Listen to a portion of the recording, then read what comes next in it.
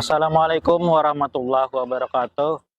Alhamdulillahirabbil alamin wassalatu wassalamu ala asyrafil anbiya'il mursalin sayyidina wa maulana Muhammad wa ala alihi washabihi ajmain.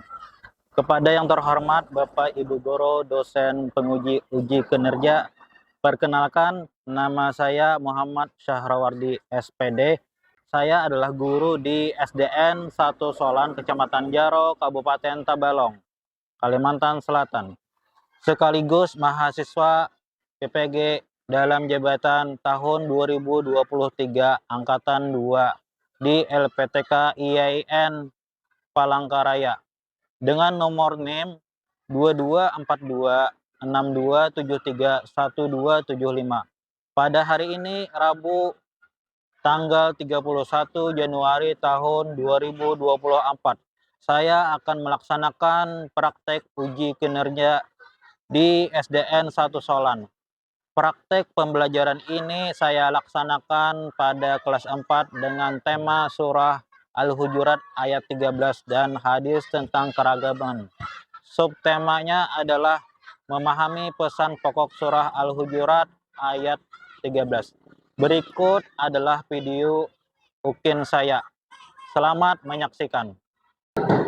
Assalamualaikum warahmatullahi wabarakatuh.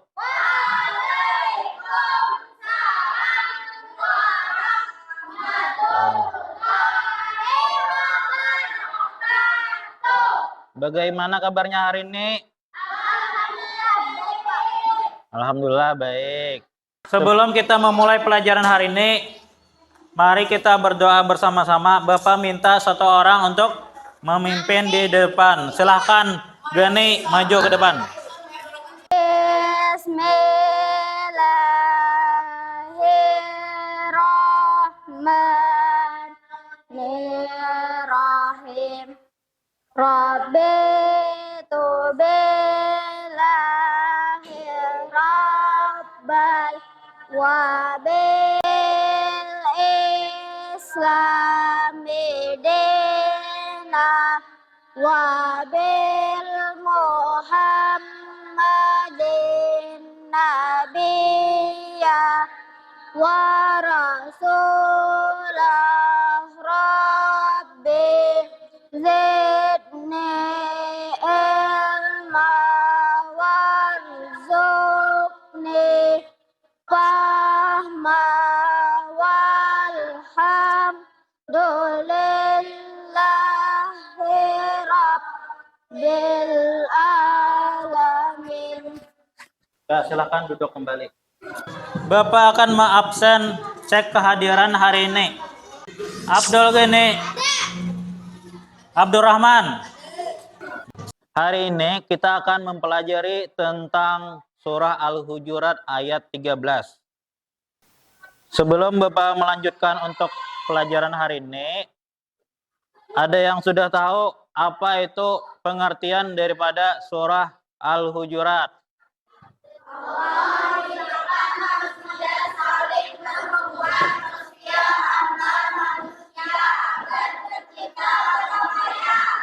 Surah Al-Hujurat urutan ke berapa?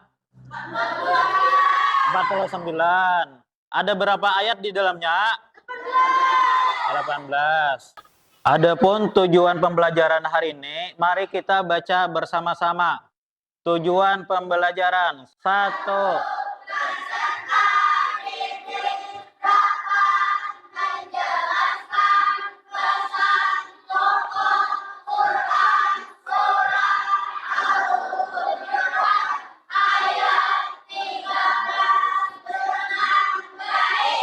Dua.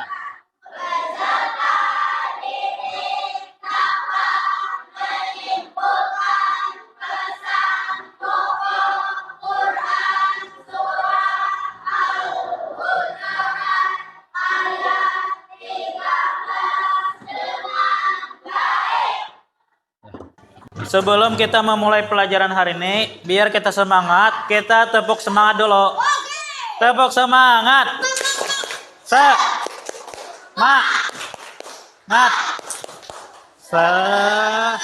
Semangat. Lagi. Tepuk semangat. Mak. Nah.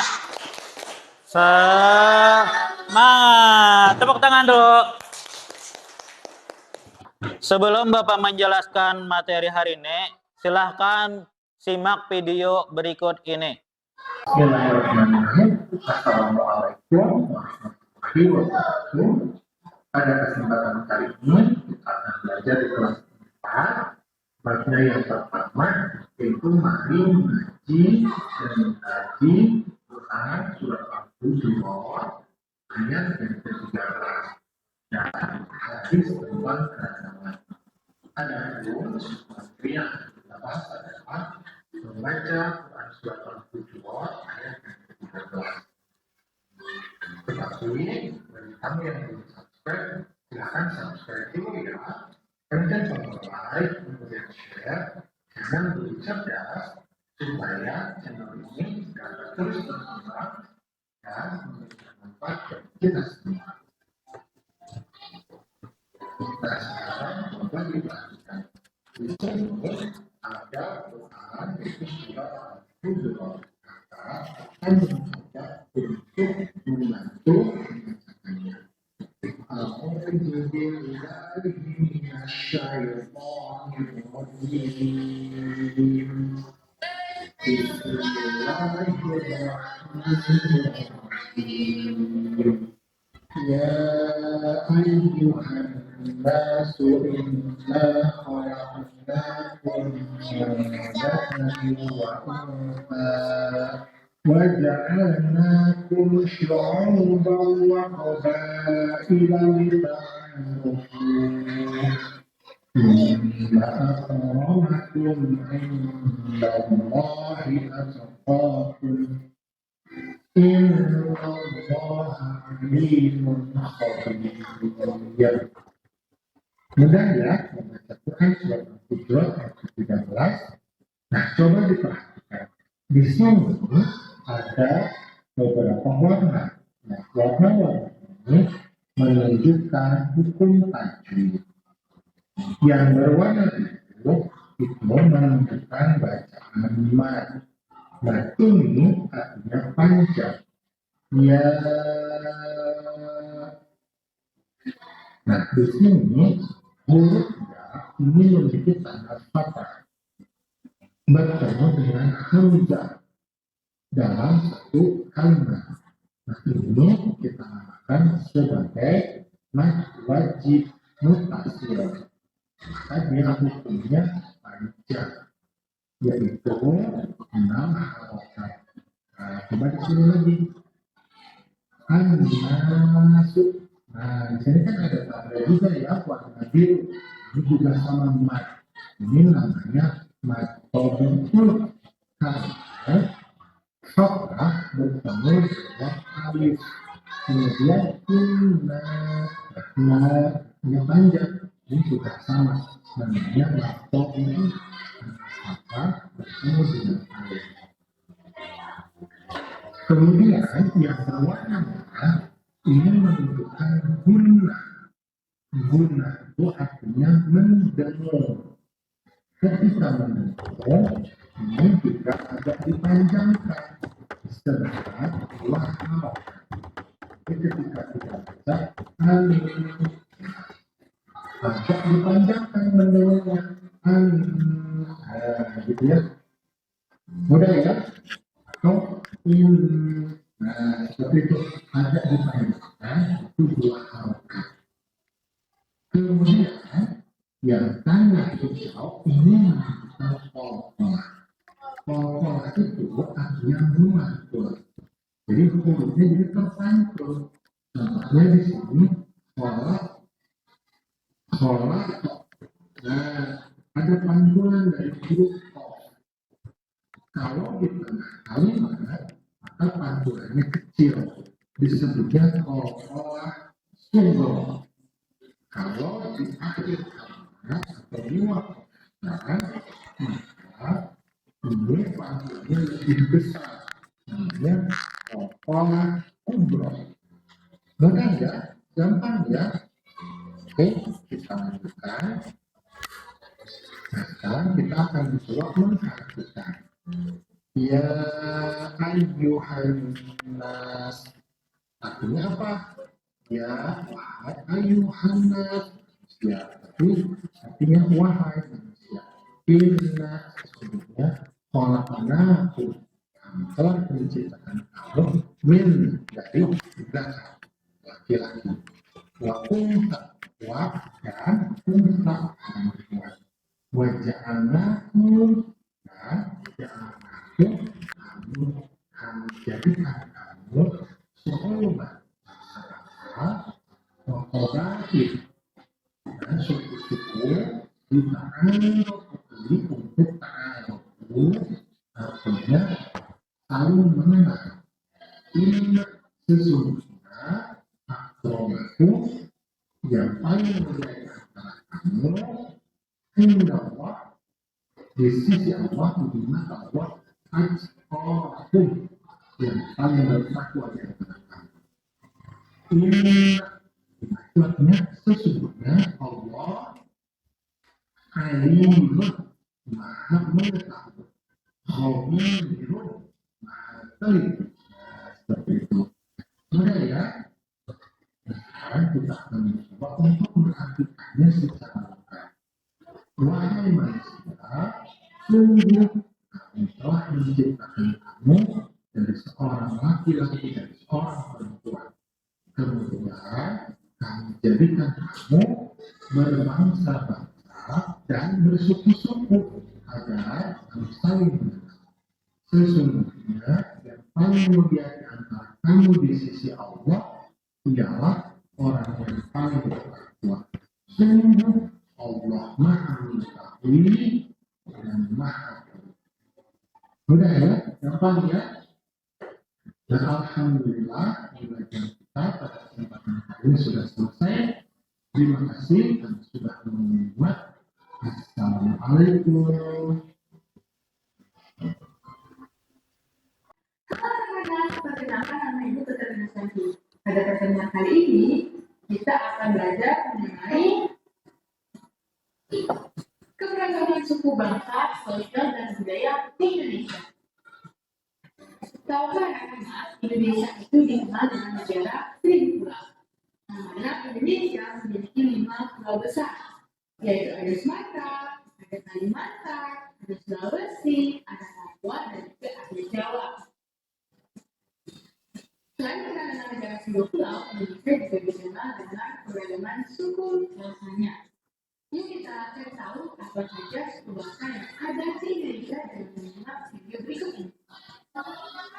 Budaya di Aceh, suku Baduy di Baseng, suku Ambon di Maluku, suku Batak, Minang, Jawa, dan Madura, suku Asmat, Bugis, Melayu.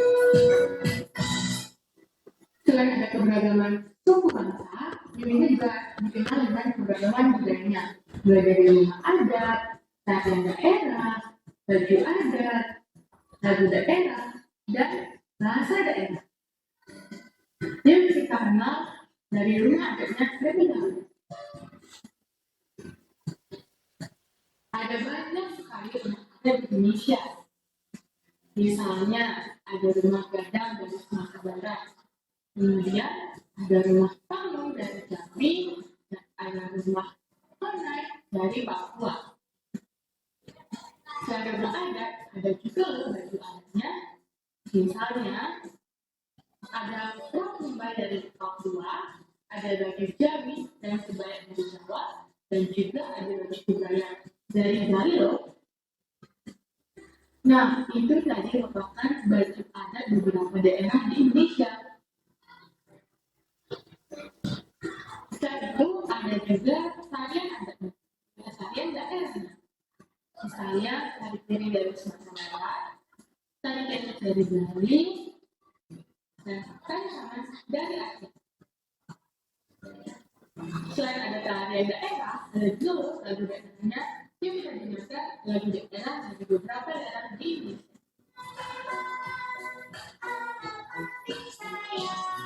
Rasa sabiki kurang dari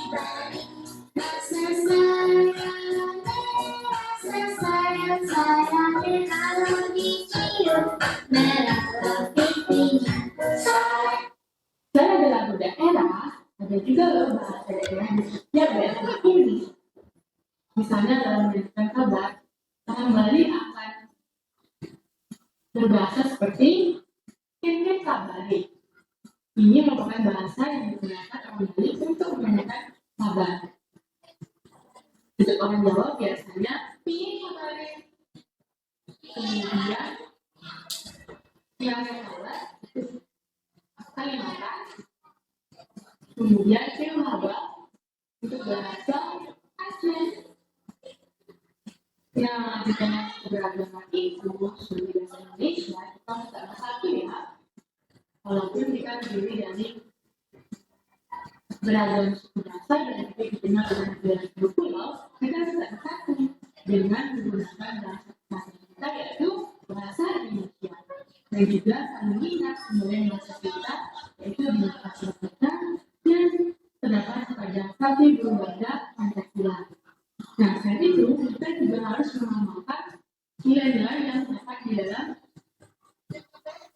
Pancasila. Misalnya seperti sikap menolong, sikap menyayangi, dan juga menghargai dengan perbedaan yang ada di Indonesia. Nah, sekian video mengenai keberagaman suku bangsa, sosial dan budaya Indonesia. Sampai jumpa di pertemuan berikutnya. Bye-bye. Tentang video tadi, ada yang ingin ditanyakan? Ya, apa pertanyaannya? Suku di Kalimantan tuh ada apa aja, Pak? Ya, silakan duduk. Ada yang ingin bertanya selain Gani tadi? Pak, bertanya, Pak, lagu Kalimantan Selatan itu apa, Pak? Pak, kuda lumping itu apa? Yang pertama tentang suku yang ada di Kalimantan. Di Kalimantan tuh ada suku Banjar, terus ada suku Dayak, suku Bugis ada juga, suku Jawa ada juga. Cuman yang kebanyakan di Kalimantan tuh ada suku Banjar dan suku Dayak. Terus yang kedua, lagu daerah kita di Kalsel Kalimantan Selatan itu adalah Ampar-Ampar Pisang, itu salah satunya. Terus kuda lumping itu adalah kesenian berasal dari Yogyakarta di Jawa. Ya, apakah sudah paham semua? Ya, kita sudah paham. Lanjut ke kita pembagian kelompok untuk mengerjakan tugas yang sudah dibikinkan. Silahkan bagi kelompoknya menjadi 5 kelompok.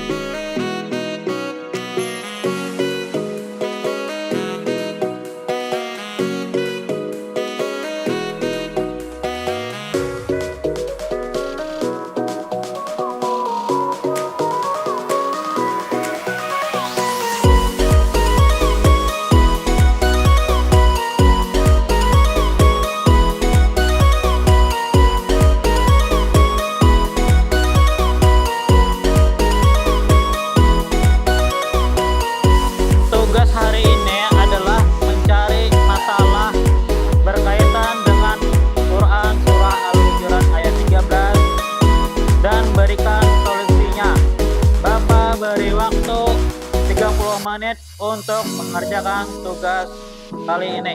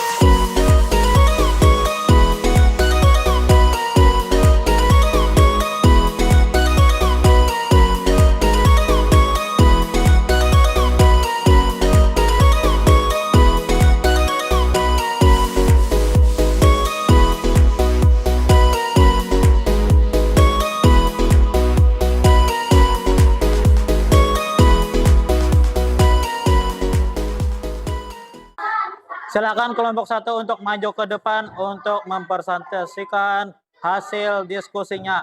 Silakan maju ke depan. Kami dari kelompok 1 akan membacakan masalah sehari-hari yang berkaitan dengan pesan surah Al-Hujurat ayat 13. Masalah adanya prasangka dan ketidakpahaman antar kelompok masyarakat berdasarkan suku, etnis, atau agama. Solusi meningkatkan pendidikan multikultural, mengadakan dialog antar kelompok, dan mempromosikan saling pengertian. Apakah presentasi kelompok 1 tadi sudah benar? Ya, silahkan duduk kembali. Duduk. Silahkan kelompok 2 untuk maju ke depan untuk presentasi. Silahkan. Masalah sehari-hari yang berkaitan dengan pesan surah Al-Hujurat ayat 13. Masalah terjadinya diskriminasi dan ketidaksetaraan dalam berbagai lapisan masyarakat. Solusi mendorong kebijakan inklusif, memperkuat penegakan hukum anti diskriminasi, dan memberikan pendidikan yang mendukung kesetaraan. Apakah presentasi kelompok 2 tadi sudah benar? Benar. Oke, silakan duduk kembali. Untuk maju ke depan. Masalah sehari-hari yang berkaitan dengan pesan surah Al-Hujurat ayat 13. Masalah adanya ketidakadilan dalam distribusi sumber daya dan peluang ekonomi. Solusi meningkatkan akses pendidikan dan pekerjaan serta merancang kebijakan sosial yang mendukung redistribusi ekonomi yang lebih adil.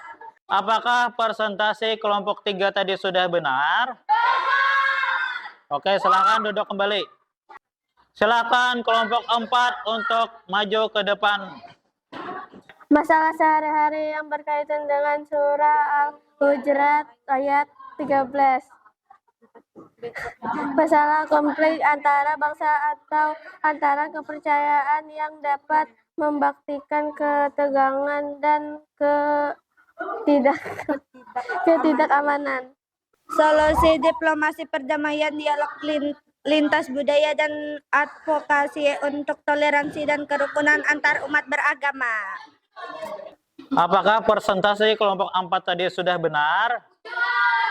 Benar, oke. Silahkan duduk kembali. Masalah sehari-hari yang berkaitan dengan pesan surah Al-Hujurat. Masalah kerusakan lingkungan hidup dan ketidakseimbangan ekosistem yang merugikan kehidupan manusia dan makhluk lainnya.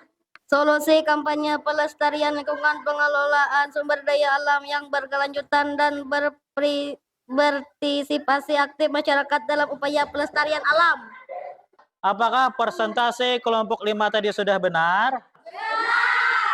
Ya, silakan duduk kembali. Surah Al-Hujurat ayat 13 menekankan pentingnya saling mengenal dan saling menghormati antar manusia tanpa memandang suku, bangsa, atau warna kulit. Presentasi hari ini sudah lumayan bagus. Untuk kedepannya bisa dibaguskan lagi, bisa lebih disiplin lagi untuk tidak bercanda di depan. Sebelum kita mengakhiri pertemuan pada hari ini, Bapak minta 1 orang untuk menyimpulkan diskusi hari ini. Silahkan Afika maju ke depan. Kesimpulan pembelajaran hari ini adalah penting sikap saling mengenal, menghargai, dan bekerja sama dalam membangun masyarakat yang adil, harmonis, dan penuh toleransi. Sebagaimana yang diajarkan oleh Al-Quran melalui surah Al-Hujurat ayat 13. Beri tepuk tangan dulu. Balapannya. Silakan duduk kembali. Apakah sudah mengerti pembelajaran hari ini tentang materi pengertian surah Al-Hujurat ayat 13? Sudah. Apakah pembelajaran hari ini menyenangkan? Bapak akan memberikan tugas tindak lanjut yang akan dikerjakan di rumah melalui grup WA yang sudah Bapak bagikan linknya. Untuk pertemuan selanjutnya, kita akan mempelajari tentang materi Asmaul Husna. Sebelum kita mengakhiri pembelajaran pada hari ini, marilah kita bersama-sama membacakan hamdalah. Alhamdulillah. Mari kita berdoa bersama-sama.